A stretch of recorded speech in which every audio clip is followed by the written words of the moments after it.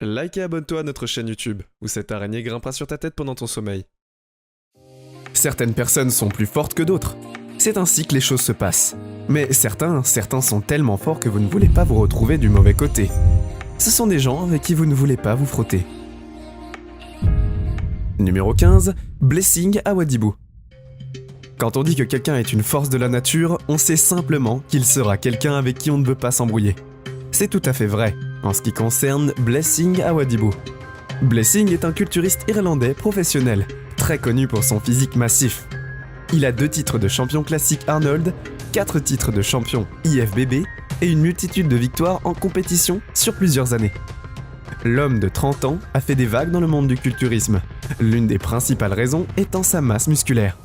Il pèse entre 235 et 245 livres et fait de plus en plus d'exercices avec un corps étonnant. Blessing est le fruit d'un travail acharné et d'un dévouement sans faille. Il était mince et ne semblait jamais capable de prendre de poids. Il n'aimait pas enlever sa chemise à la plage, ou au cas où il serait jugé pour sa petite taille. Il ne pouvait pas se permettre d'aller à la gym, et il a installé une version de fortune dans son abri de jardin. Et le reste, eh bien c'est de l'histoire. Numéro 14, Shifu Xi-Yin.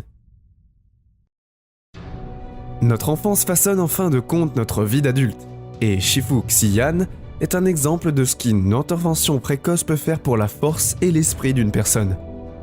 Les parents de Shifu étaient extrêmement pauvres. La famille de son père était essentiellement sans abri, alors que la famille de sa mère n'était pas beaucoup mieux lotie avant la naissance. En tout cas, Shifu, sa famille avait déjà perdu 3 enfants de faim sous le gouvernement de Mao Tse-tung. Quand Shifu était un enfant, en bas âge, il est tombé très malade.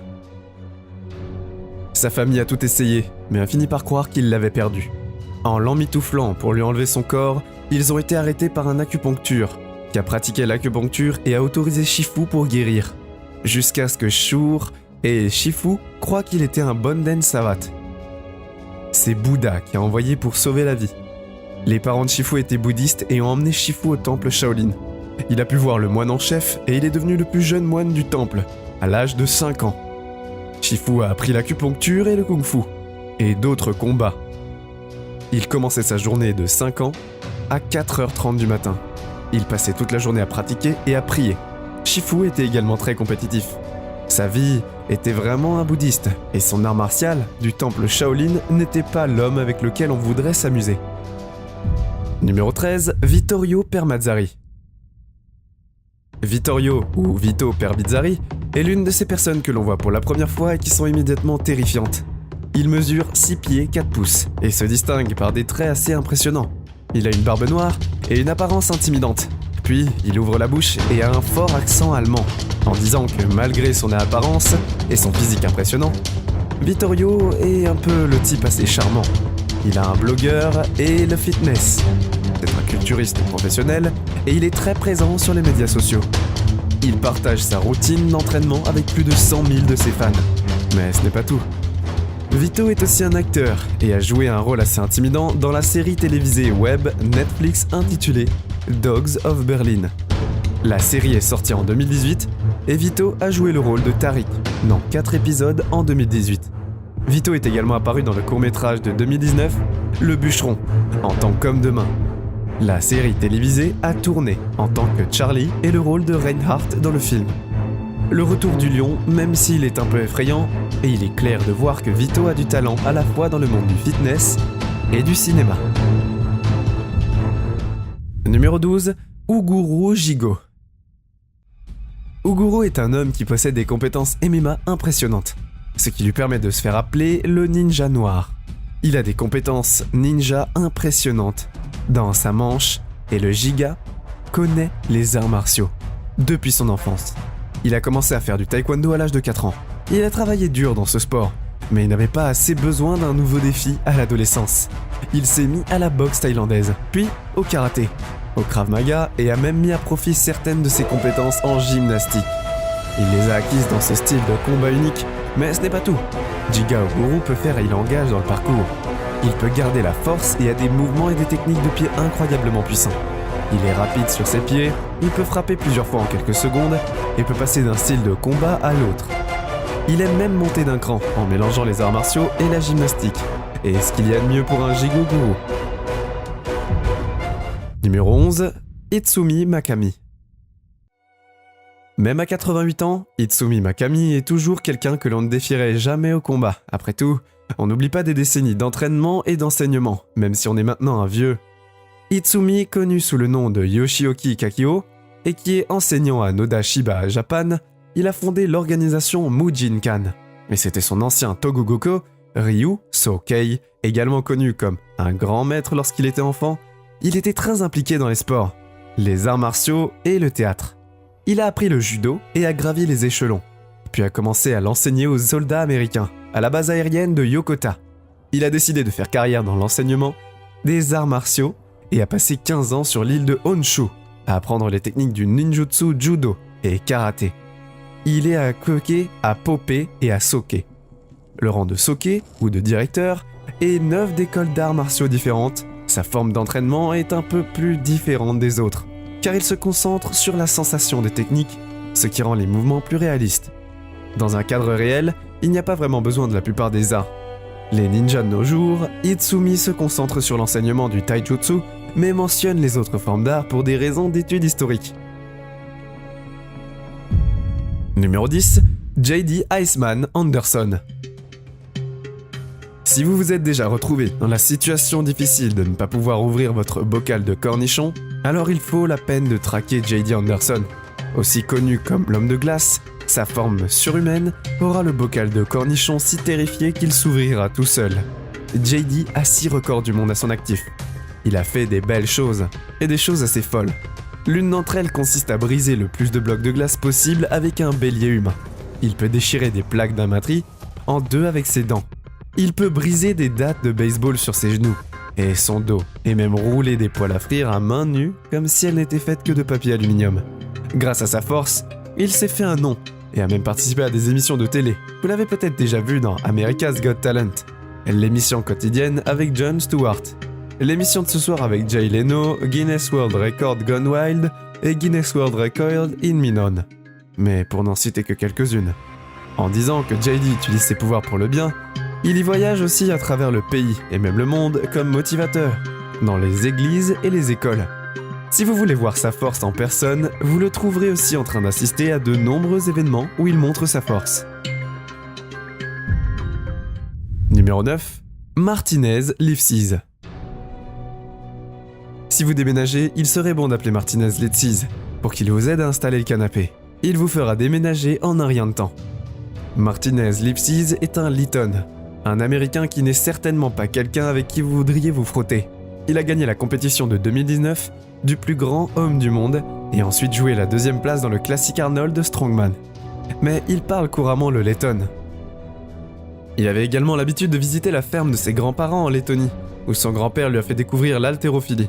Son grand-père, Iman Slidzi, avait l'habitude de participer à des compétitions olympiques d'haltérophilie. Il y a 10 ans, Martinez a déménagé en Californie et a trouvé un emploi d'entraîneur personnel, après avoir entendu parler de l'étrange Hogan Hall American Strength Quarry. Il a décidé de commencer à s'y entraîner et il a participé pour la première fois en 5 ans plus tard, depuis il a gagné le curieux Hogan Hall May. Il est devenu l'homme le plus fort du monde et s'est ensuite classé 4e à 2 reprises dans les maisons qui bougent. Numéro 8. Bear Grylls. Si vous devez vous perdre dans la nature avec quelqu'un, vous voudriez certainement que ce soit Bear Grylls. Ce valet de tous les métiers fait vivre à côté de rien en plein air ressemble à une promenade dans le parc. C'est un ancien militaire du SAS, un instructeur de survie et un lieutenant honoraire colonel, mais ce n'est pas tout. C'est un écrivain, un aventurier, un homme d'affaires et un présentateur de télévision. Y a-t-il quelque chose qu'il ne puisse pas faire ? Vous pourriez penser que le nom d'Ours est tout à fait approprié pour cette aventure, mais ce n'est pas vraiment son vrai nom. Ours est né Edward Michael Grills, mais sa belle et a donné le mont Everest. Il a fait le tour des îles britanniques en jet ski il y a maintenant au moins 5 ou 6 ans, et a traversé l'Atlantique Nord dans un bateau gonflable, avec 2 autres ours. Il a également établi un homme et un record du monde de la longue chute libre anti-nu. Il est battu de quelques secondes et le record est d'1h36. Le père de 3 enfants ne montre aucun signe de ralentissement. Il a été prévu et présenté comme 2 nombreux livres de l'émission de télévision pour montrer combien d'aventures il a vécu. Numéro 7. Mustapha. Mustapha Ismail est un culturiste du Massachusetts qui a les plus grands bras du monde. Alors, il ne dit pas utiliser d'huile ou de produits synthétiques. Le haut de ses bras mesure un énorme 30 cm. À cause des rumeurs entourant son supposé usage de stéroïdes, le titre officiel du record du monde de Mustapha était dans l'air. Encore que cela ne signifie pas qu'il n'a pas les plus grands bras du monde. Tout simplement pas officiellement. Mustapha dit que sa routine quotidienne est ce qui lui a permis de construire la masse musculaire dans ses bras.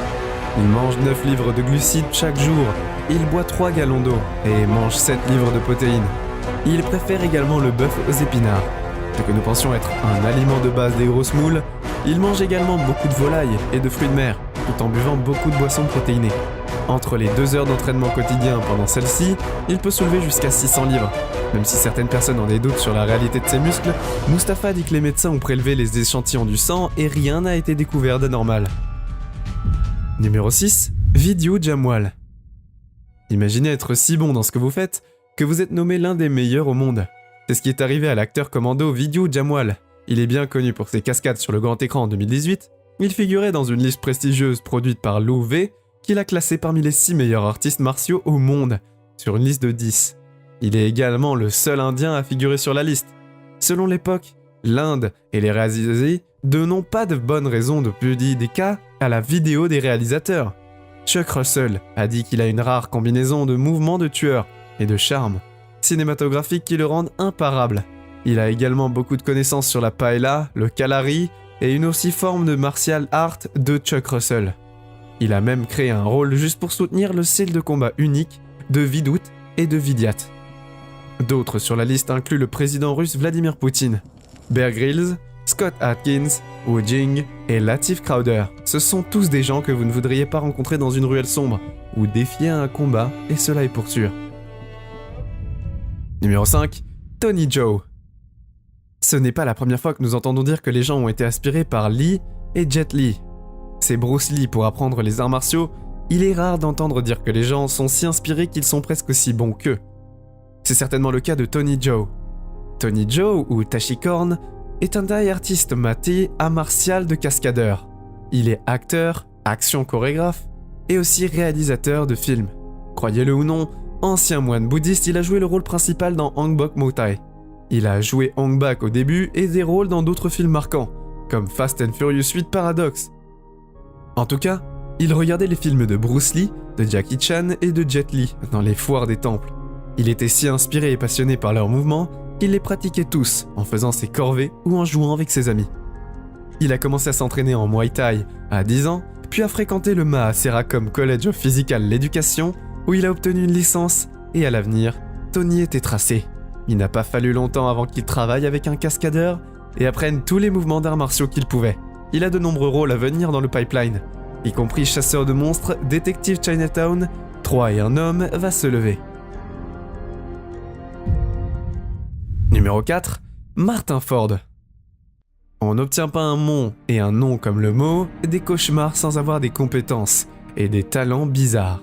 Martin Ford est une force avec laquelle il faut compter et vous serez peut-être surpris de la façon dont son parcours s'est déroulé. L'acteur et culturiste était un ancien joueur de cricket. Il était déterminé à le rendre pro, mais après une carrière, il a décidé qu'il avait trouvé sa nouvelle voie. Il s'était renforcé et s'était tourné vers le culturisme. Il était désormais une star de l'Instagram et un combattant de la MMA, étant donné qu'il mesure 1m80 et pèse 180 kg.